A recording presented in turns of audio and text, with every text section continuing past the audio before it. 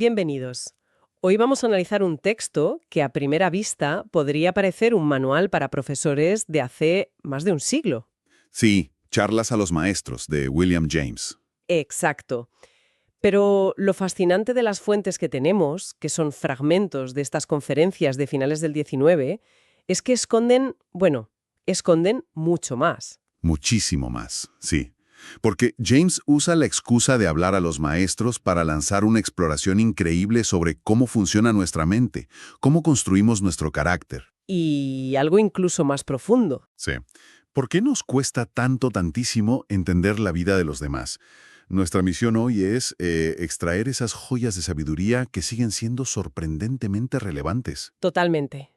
La gran pregunta que flota sobre todo esto es: ¿qué puede enseñarnos de verdad un psicólogo de la era victoriana sobre cómo vivir y aprender en el siglo XXI? Bueno, vamos a desgrandar esto.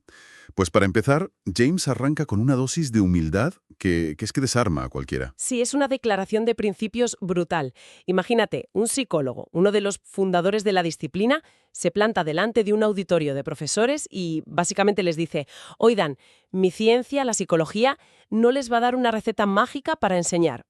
Tal cual. Para él, enseñar es un arte. No es una ciencia aplicada. Y usa una analogía que es demoledora, para que quede claro.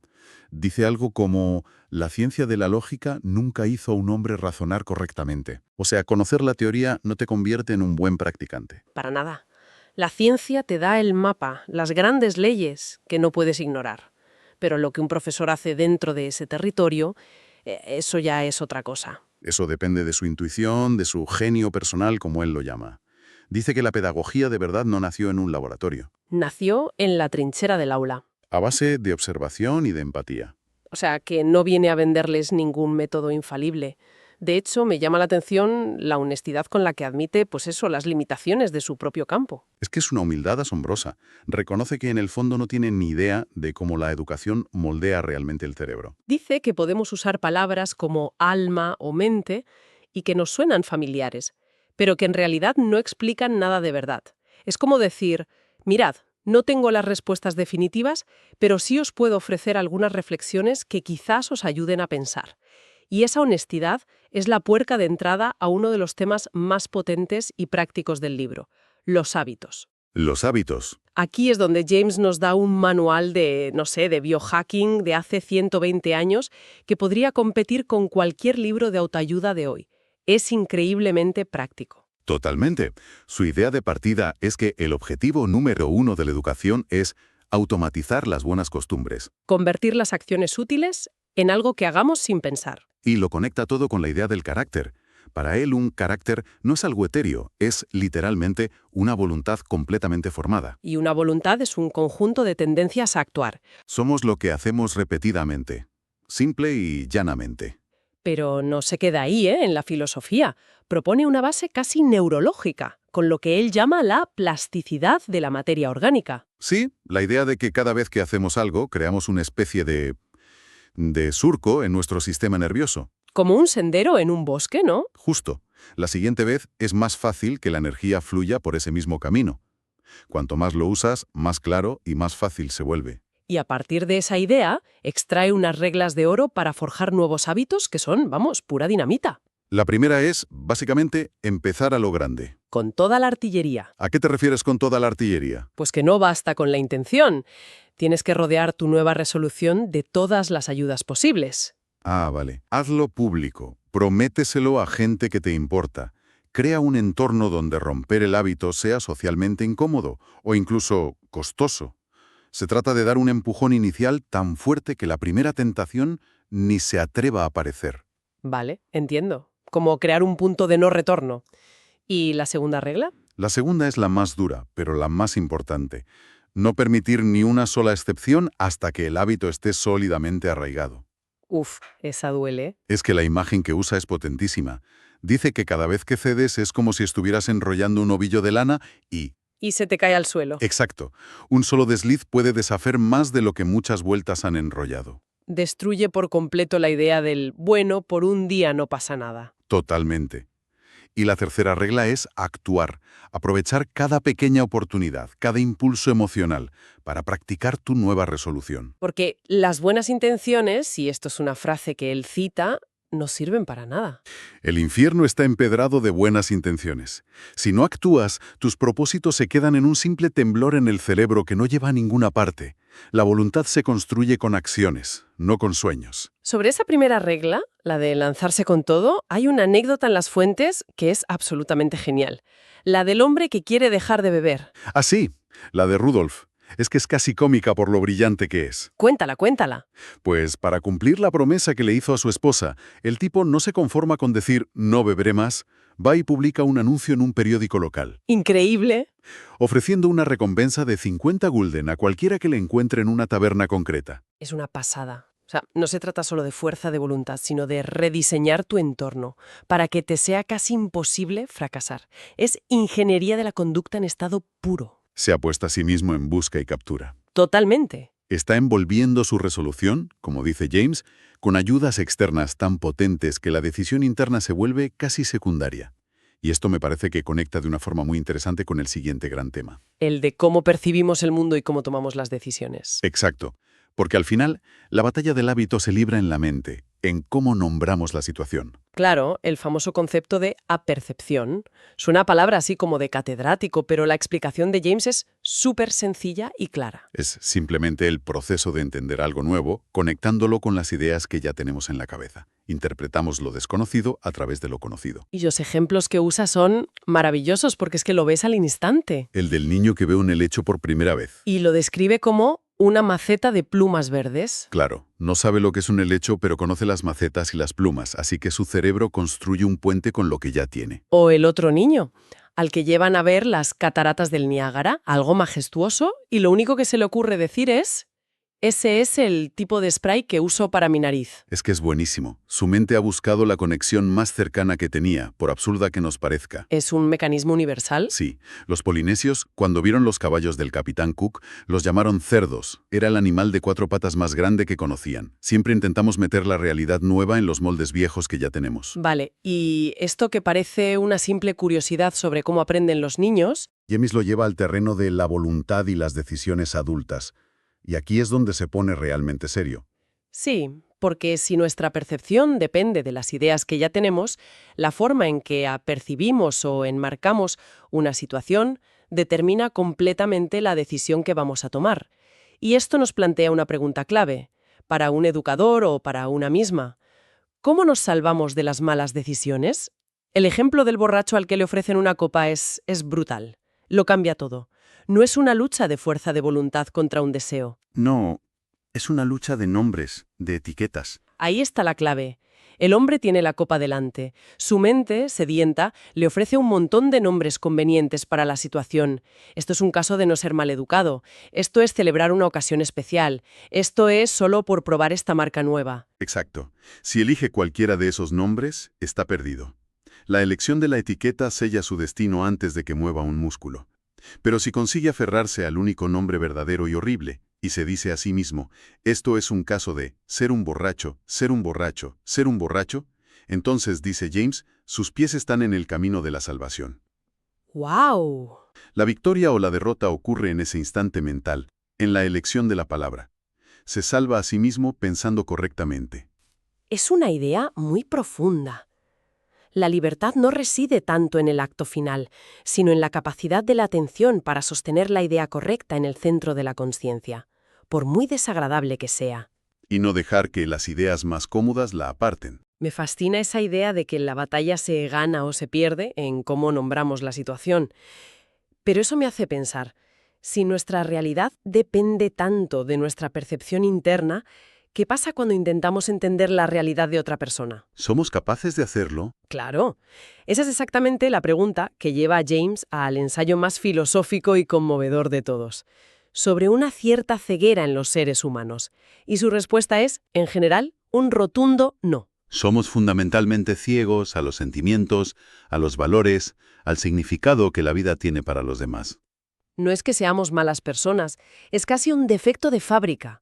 Damos por hecho que nuestra forma de ver y valorar el mundo es la única que hay. Y esto para James no es una reflexión abstracta. es algo con implicaciones prácticas enormes. Es la base de toda tolerancia. Dice que olvidar esta ceguera es la raíz de los errores de los gobernantes con los pueblos que someten, de los ricos con los pobres. De los expertos con la gente común.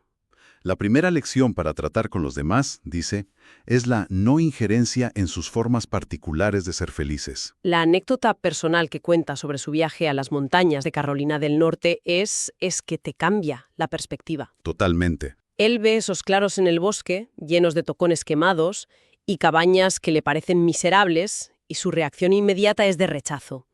Es una reacción estética e intelectual. Piensa, esto es fealdad, es denudación, es una vida horrible. ¿Cómo puede la gente vivir así, destrozando la belleza del bosque para vivir en esta miseria? Lo juzga todo desde su prisma de académico de Harvard. Y entonces alguien de la zona le da la vuelta a la tortilla. Le explica lo que esos claros significan para la gente que los ha creado con sus propias manos. Exacto. Cuando ellos miran esos horribles tocones, no ven fealdad, ven una victoria personal. Esas vallas desvencijadas les hablan de sudor honesto, trabajo persistente y recompensa final. La cabaña no es una choza. Es una garantía de seguridad para su familia. Cada elemento del paisaje que a James le parece feo, para ellos es un símbolo cargado de significado moral. ¡Wow! Es un momento de revelación total para él. Se da cuenta de que ha sido completamente ciego a la idealidad peculiar de sus vidas, igual que ellos lo serían a la suya, en Cambridge. Lo que para él era un simple dato visual en su retina, para ellos era un himno. Y esto lo conecta con un texto precioso de Robert Louis Stevenson sobre unos niños llamados los portadores de linternas. Sí. Eran unos críos que se juntaban de noche y llevaban linternas de hojalata escondidas bajo los abrigos. Desde fuera, un adulto solo veía un grupo de niños corriendo en la oscuridad. No se vería nada especial. Pero para cada uno de ellos, el simple hecho de saber que llevaba esa pequeña luz oculta, invisible para los demás, era una fuente de gloria y alegría interior inmensa.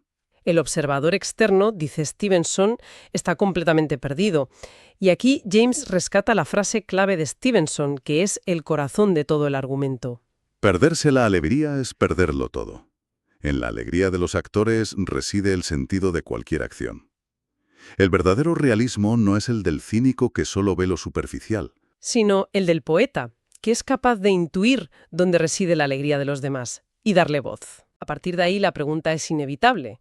Si todos somos ciegos a la alegría secreta de los demás, ¿qué es lo que, en general, hace que una vida sea significativa? y él cuenta que pasó por una fase muy influido por Tolstói en la que idealizaba la vida del trabajador manual. Sí, una especie de romanticismo del proletariado. Llegó a pensar que lo auténtico, lo divino, estaba en el trabajo duro, en las manos callosas, y sentía un profundo rechazo por la cultura refinada y académica a la que él pertenecía. Pero se da cuenta de que eso es solo otra forma de ceguera. Claro, es igual de tonto pensar que el heroísmo solo está en las botas sucias del obrero, como pensar que solo está en los libros de la biblioteca. Concluye que la vida significativa, el heroísmo, puede estar en todas partes, bajo cualquier disfraz. En una asamblea cultural, en la universidad, en un tren de mercancías. ¿O en la corte del zar? Entonces, si no depende de las circunstancias externas, ¿cuál es el ingrediente común? Y su conclusión es que la clave está en la condición interna. El significado de una vida, dice, depende de la combinación de dos elementos muy concretos. El primero, tener un ideal, algo concebido intelectualmente, algo que te eleve, que te dé una dirección que no sea la puramente animal. Y el segundo, Tener la fidelidad, el coraje y la resistencia para perseguir ese ideal, aceptando el dolor y el esfuerzo que implica. ese es el matrimonio que da sentido a la vida. Un ideal, por humilde o extraño que parezca desde fuera, unido a la tenacidad para serle fiel. Y lo crucial es que esos ideales son secretos. No podemos juzgar desde fuera. Un hombre en una obra puede estar motivado por el amor a su familia, otro por una fe religiosa profunda y un tercero por pura lealtad a sus compañeros. Sus vidas externas pueden parecer idénticas, pero sus significados internos son universos distintos. O sea que al final la fórmula es asombrosamente simple. Un ideal y la lucha por él. Sí. Pero ¿es realmente tan simple? En un mundo como el nuestro, que nos bombardea con infinitos ideales a través de las redes sociales, que nos ofrecen 1000 versiones de la vida perfecta, ¿no se ha vuelto más difícil elegir uno y serle fiel? Es una pregunta muy pertinente. Se podría argumentar que la parálisis por análisis es la enfermedad de nuestro tiempo. Con tantas opciones, con tantos modelos de éxito visibles, quizás el desafío ya no es encontrar un ideal. Sino tener el coraje de comprometerse con uno y renunciar a todos los demás. La fidelidad de la que habla James es hoy un acto casi revolucionario. Sin embargo, su argumento de fondo creo que sigue en pie. El significado no vendrá de las circunstancias que nos rodean, por muy cómodas que sean. Y eso nos lleva directamente a la conclusión de todo su análisis, la idea de que el progreso material en última instancia es secundario para lo que de verdad importa. Sí, cierra con una cita potentísima de otro pensador, Fitzjames Stephen. Es una imagen de un futuro donde la tecnología ha alcanzado la perfección. Un barco gigante. Imagina un barco gigante, como el Great Eastern, que puede cruzar el Atlántico sin que los pasajeros noten la más mínima ola. Un mundo donde el viaje de la cuna a la tumba se ha vuelto completamente seguro, cómodo y sin sobresaltos. El sueño del progreso cumplido. Pero entonces llega el matiz final, la conclusión de James. Sí, después de todo lo que hemos explorado, alguien espera que esos cambios hagan una diferencia vital genuina en la vida de nuestros descendientes. Habrá perdido el significado de todo este análisis. El significado sólido de la vida es siempre la misma cosa eterna. Es el matrimonio de algún ideal no habitual, por especial que sea, con algo de fidelidad, coraje y resistencia. Y su frase final es que, donde quiera y como quiera que sea la vida, siempre existirá la oportunidad para que ese matrimonio tenga lugar. Lo que nos deja con una pregunta flotando en el aire. Una pregunta que creo que sigue tan viva hoy como en 1899. Si la fórmula para una vida con sentido es algo tan interno, tan personal, como la unión de un ideal y el esfuerzo por alcanzarlo, es posible que, a pesar de todos nuestros avances, de toda la complejidad de nuestro mundo, la esencia de lo que hace que una vida valga la pena sea en el fondo inmutable.